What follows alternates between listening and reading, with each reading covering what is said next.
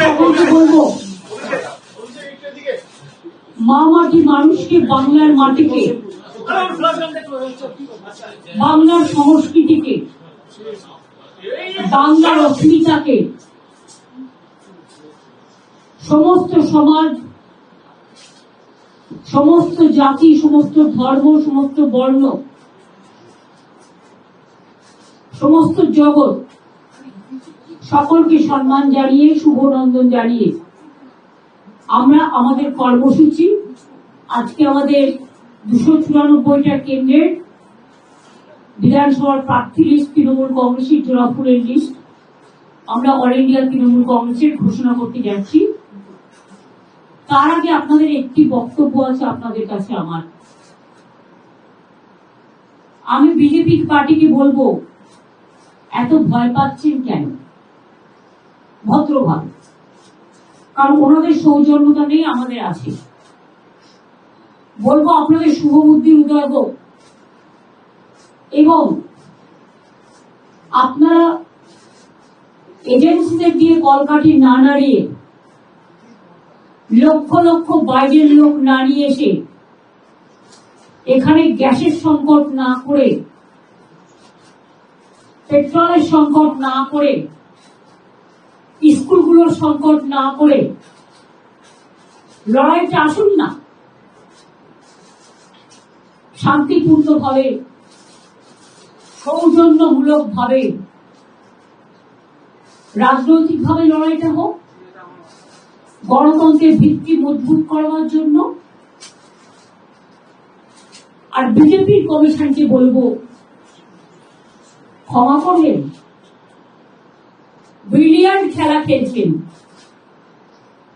Notification হলো না এখন ইলেকশনে, তার মধ্যে চিফ সেক্রেটারি থেকে শুরু করে, হোম সেক্রেটারি থেকে শুরু করে, ডিজি থেকে শুরু করে, এডিজি ল অ্যান্ড অর্ডার থেকে শুরু করে, সিপি থেকে শুরু করে, সমস্ত কমিশনারেট থেকে শুরু করে, এসপি থেকে শুরু করে সব চেঞ্জ করে দিলেন।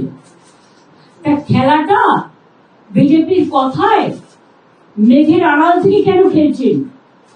সরাসরি খেলুন, দরকার হলে প্রচারে নামুন। সব আইনই যখন ভঙ্গ করেছেন, সব বিধি যখন ভঙ্গ করছেন, তখন সরাসরি প্রচারে নেমে মঞ্চ করে মিটিংটাও করুন। এবং আমি হাসি মুখে বলতে চাই, যা ইচ্ছে করতে পারেন, আপনাদের অনেক পরিকল্পনা, অনেক চক্রান্ত আছে, কিন্তু তাও মনে রাখবেন, সব অফিসারই আমাদের অফিসার, যারা বাংলায় কাজ করে। ইলেকশন ডিক্লেয়ার হলেও ইলেকটেড গভর্নমেন্ট কিন্তু থাকে এবং আগামী দিনেও বিজেপির কোন সম্ভাবনাই নেই। আগে যা সিট পেয়েছিল তার থেকে তলানিতে নামবে। মানুষকে ভোটার লাইনে দাঁড় করিয়ে হ্যারাস করা, এসআইয়ের নামে লক্ষ লক্ষ মানুষের নাম বাদ দেওয়া, 200 মানুষের আত্মা কাঁপছে, আধারের নামে লাইন দেয়া, গ্যাসের নামে সার্ভার বন্ধ করে মানুষকে প্যানিকি করা, নোটবন্দির নামে লাইন করা, এসআইআর এর নামে লাইন করা। নিজেরা কিন্তু বেলাইন হয়ে যাবেন এই নির্বাচনে। বাংলার অস্মিতা রক্ষার লড়াই এটা, বাংলার অস্তিত্বের লড়াই এটা। এই লড়াইয়ে বাংলা জিতবে, আর বাংলার মামাটি মানুষ জিতবে। দিল্লিকা লাড্ডুরা জিতবে না। আমাদের হাত থেকে যে সব পাওয়ার কিনে নিয়েছেন, কিন্তু একটা পাওয়ার কাটতে পারেননি, সেটা হচ্ছে ম্যান পাওয়ার। ভোটটা কিন্তু মানুষ দেয়, মনে রাখবেন। আর যারা নিজেরা জিততে পারবেন না বা পারার সম্ভাবনাও নেই, তারা পার্টি অফিসে বসে নাম চেঞ্জ করছেন, সব অফিসারদের চেঞ্জ করে দিচ্ছেন। আমি চ্যালেঞ্জ করে বলছি, অন্য রাজ্যে কি করেছেন? এখনো তো নোটিফিকেশন হয়নি। এবার যদি ডিজাস্টার হয়, কে দেখবে? বলুন। যে চিফ সেক্রেটারি জানতো পরিস্থিতিটা, কোন রাজ্যে কোন জেলায় কি হয়ে কি হতে পারে। জলের সংকট হলে কে দেবে? সব দায়িত্ব নির্বাচন কমিশন আর বিজেপি কে নিতে হবে। ল অ্যান্ড অর্ডার প্রবলেম হলেও আপনাদের দায়িত্ব নিতে হবে। কয়েক লাখ যে সেন্ট্রাল ফোর্স নিয়ে আসবেন তাদের খাওয়াবে কে? স্কুলগুলোর পড়াশোনা তো বন্ধ হয়ে যাবে। তাদের যদি সব গ্যাস চলে যায় গ্যাস দিতে, আমি তাদের ডিসরেসপেক্ট করি না, তাহলে আমাদের লোকেরা গ্যাস পাবে কোথায়? লক্ষ লক্ষ বাইরের লোককে নিয়েছে, কেন এদের চেঞ্জ করলেন? তার কারণ টাকা সাপ্লাই করবেন, এরা আপনাদের মদত দেবে কেউ কেউ।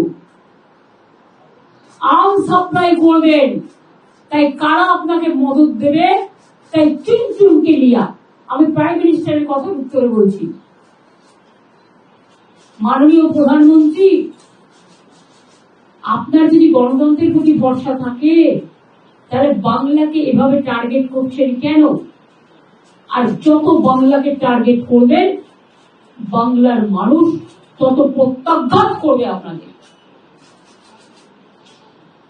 মাথায় রাখবেন, সব বাঙালি অফিসারদের বাদ দিয়ে দিয়েছেন, সাথে আমার নন বেঙ্গলি ভাই বোনেরা দক্ষ অফিসার, বিনীত গোয়েলের মতো মানুষকে, পারভিনের মতো মানুষকে, মুরলির মতো মানুষকে, সুনীলের মতো মানুষকে, এরকম অনেক এসপি সহ যারা এলাকায় দুর্গাপুজো শান্তিতে করে, কালী পুজো শান্তিতে করে, ঈদ শান্তিতে করে। কেন দাঙ্গা লাগার কোন অভিপ্রায় আছে নাকি? ঈদের আগে কেন সরালেন এদের সবাইকে? কাকে চেনে যাদের করাচ্ছেন? তারা যদি ভালো করে কাজ করে আমি ফুল কোঅপারেশন করবো, কিন্তু মনে রাখবেন জীবনে অভিজ্ঞতার একটা দাম আছে। একটা টিভি চ্যানেল বা সংবাদ মাধ্যমে যদি এডিটর চলে যায় তারা তার কোম্পানিটাকে সাফার করতে হয়। আর আপনারা সুপার পাওয়ার, সুপার এমার্জেন্সি চালু করে গত 4 মাস ধরে গভর্নমেন্টটাকে দখল করে রেখেছেন। তা সত্ত্বেও সৌজন্যতার খাতিরে কিছু করিনি। সুপ্রিম কোর্টের নির্দেশ থাকা সত্ত্বেও এখনো সাপ্লিমেন্টারি বের করেননি। ট্রিব্যুনাল কবে গঠন হবে? আমরা আশা রাখি বিচার ব্যবস্থা যেটা বলেছেন সেটা অক্ষুণ্ণ থাকবে এবং মানুষের ভোটাধিকার থাকবে। কেসটা কিন্তু এখনো পেন্ডিং আছে, মাথায় রাখবেন। এবং মানুষের জন্য কেসটা আমি করেছিলাম।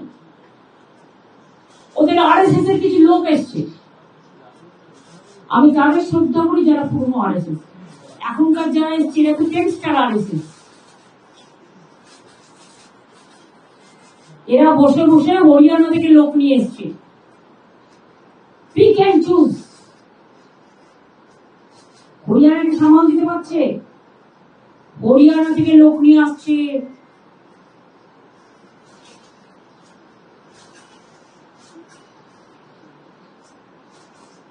টনসিল বলে কাউকে নিয়ে এসছে, নিক নাম।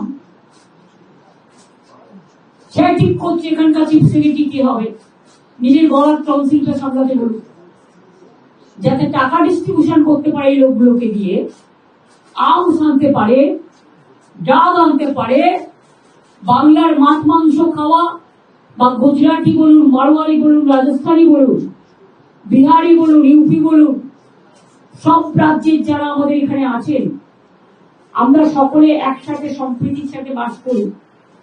তাদের মধ্যে দাঙ্গা লাগিয়ে দেওয়া, বিভেদ লাগিয়ে দেওয়া, এটা হচ্ছে ওদের প্ল্যান।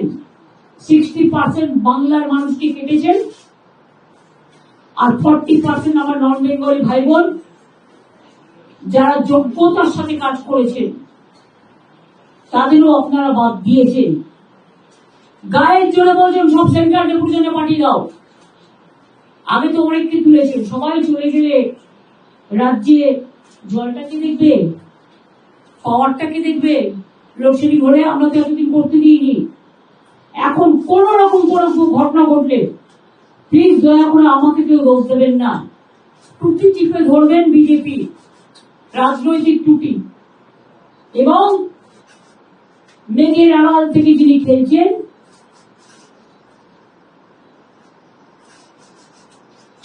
চন্দ্র সূর্য গ্রহ তারাও ক্ষমা করবে না এদের। তাতেও আমাদের কিছু যায় আসে না। আমরা 2026-এ 226-এর বেশি সিট পেয়ে জিতবো, এটা আমাদের বদ্ধমূল ধারণা। আমাদের ভিডিও ভালো লাগলে লাইক এবং শেয়ার করুন। কমেন্ট সেকশনে গিয়ে জানান আপনাদের মতামত। আরও ভিডিও পেতে আমাদের চ্যানেল সাবস্ক্রাইব করুন এবং প্রতি মুহূর্তে খবরের আপডেট পেতে প্রেস করুন বেল আইকন।